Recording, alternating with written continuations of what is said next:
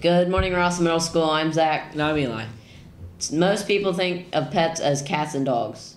But there are some bizarre pets like skunks, squirrels, and deer. Let's go to more on bizarre pets from Abby. You have cats and dogs, right? Well, have you seen the tiger next door? People have pretty weird pets. Goats, snakes, chinchillas, and wildcats have been known to be claimed as pets. Deer and kangaroos have also been kept as common pets. Don't judge, though.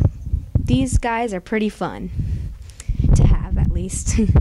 The most common uncommon pets to keep are usually rodents, such as sugar gliders and chinchillas. People also keep reptiles, like cobras or poisonous frogs. Well, you never know where you can find these guys. Maybe the anchors will have them. Speaking of which, back to you, anchors. There have been so many bizarre pets in old TV shows ranging from the 1980s to the 1990s.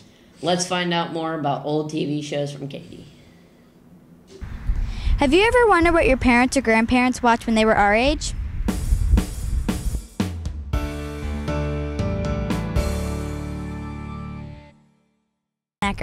What were your 3 favorite TV shows when you were in middle school, and what were they about? I had to make a list, and I came up with my 3 favorite were Dukes of Hazzard. I used to love to watch that with my grandpa, so it's about these 2 country boys racing around Kentucky. Another favorite was Mork and Mindy, which that had Robin Williams in it, and he was a alien from outer space and trying to adapt to us crazy Americans. And then another show that I liked, especially as I was older in middle school, was 21 Jump Street. Not the crazy movie that's out there now, but it's about these undercover students that would go into high schools and try to solve different mysteries. So those are my 3 favorite. That's pretty cool. Earlier we asked some other teachers to see what they liked to watch. Miss Vining said that she liked to watch The Brady Bunch. Miss Richardson said she liked to watch South Park and The Fresh Prince of Bel-Air. And since Miss Hamner lived in Taiwan when she was our age, the only American show was Donnie and Marie. Back to you, anchors. Great story, Katie. Now let's find out more about tiny houses from Megan. Have you been driving down the road and seen a tiny house? No, really. It's a modern house, but just really, really tiny. A normal tiny house is less than 300 square feet. People have found out that tiny houses lead to a simpler and fuller life. A modern house in the U.S. is about 2,520 square feet. A tiny house is 250 square feet. That is a 2,248 square feet difference. Thanks, Megan, for that interesting story. Let's go to Bella for more on the Science Olympiad students making it to state.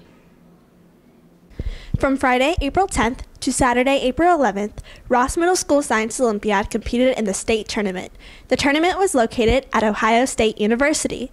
After the exciting night of swimming, pizza, and hotel exploring, the team woke up at 6 in the morning to start competing at 8 a.m. Some of these events include Bottle Rocket, Write It, Do It, and Picture This. There are different ways Science Olympiad score people. There are tests, experiments, and activities that evaluates the team's score.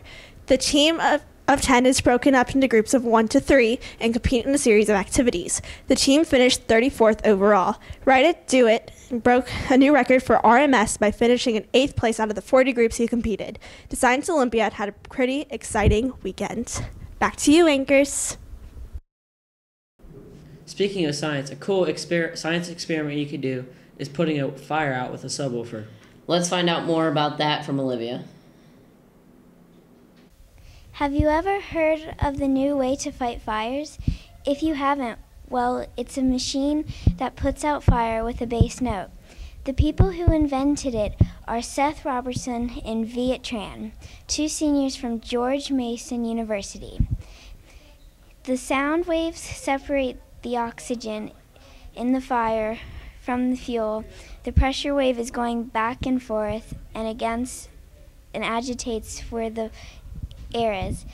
The specific space is enough to keep the fire from reigniting.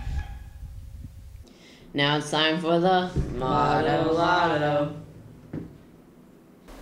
Hi, I'm Kendall, and I'll be doing this week's Motto Lotto drawing. Good luck.